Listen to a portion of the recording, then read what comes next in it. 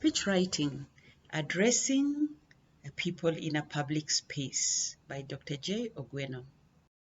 Now, writing a speech. Writing speeches is not very easy. One time we were requested to write a speech for some important or a dignitary. I tell you, it took us like half a day just thinking of the right words. But I'll make an attempt at giving us just a normal speech. What should we include in this speech? Some may not be read, but some may not be said loudly, but some can be read. One, the title.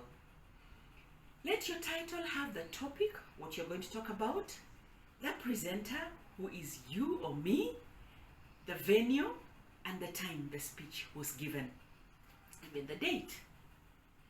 Now, after you've written the title, we have the introduction. How do you start your introduction to a speech? One, acknowledge people in order of how, let me use a word like important, though everybody's important, like the dignitaries as you come down to everybody until you reach ladies and gentlemen. And sometimes when you're in a meeting where there's so many people, acknowledge at least the topmost, the guest who is at the top, a few more, and then you can use the word all protocols observed. But you don't say that when you have everybody, including people who are of high ranks, and you just observe protocols just like that. No, give people their due honor. Then again, into your introduction, after you observe that, greet the people. At least it's good to say, ladies and gentlemen, good morning, good afternoon. Appreciate them. I'm happy that you've invited me. It's an honor to be here in front of you. Again, those are ways that we help come together or get closer to our audience.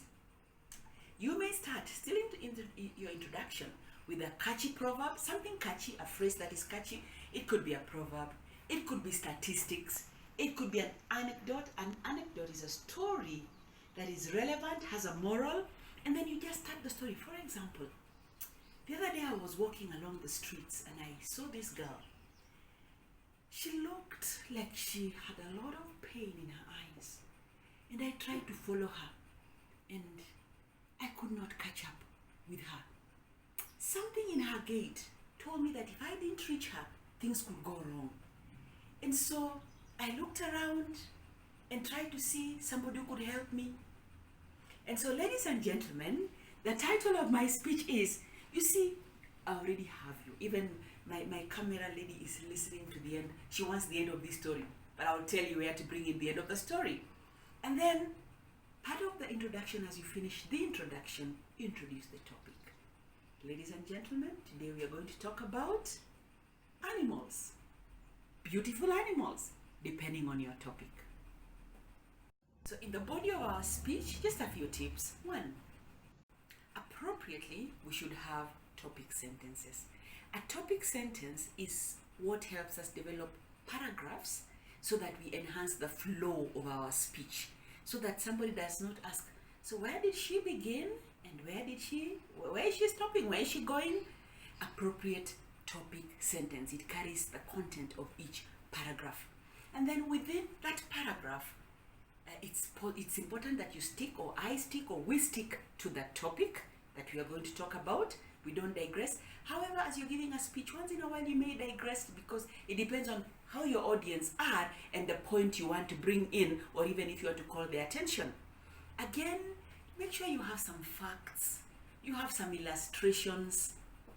Again, have examples of a story. Stories really touch people, and especially how you bring it out. They may not remember point by point, but the story that has all the points will keep them going. And then, if it's possible, try to relate the examples you give to the audience. Remember at the beginning we said you research, do some research. That will help you relate what you're saying to the audience you're talking about, so that your speech becomes a life changer. You're not just giving a speech because you're given a podium, but somebody many years later will remember you. Like we remember Martin Luther King, who said, I have a dream. For you and me, what will we remember in the speeches, or what can be remembered?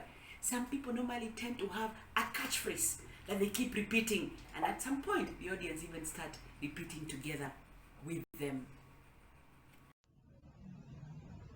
Conclusion.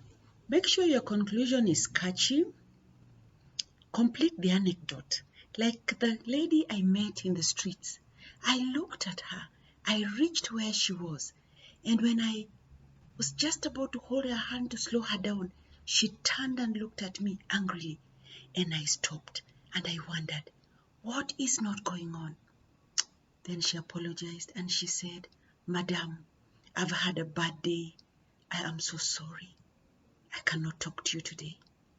By the way, that is just a story I have created. It can be relevant to a topic that I am giving.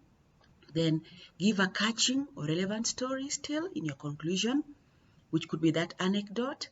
You can conclude by a proverb or a saying. For example, I love that proverb by Chinua Achebe. When I see the mouth of a dead man, I see the folly of not eating while still alive. In other words, be active. Do something with your life when you still have an opportunity. And then make an appeal concerning what your presentation was about.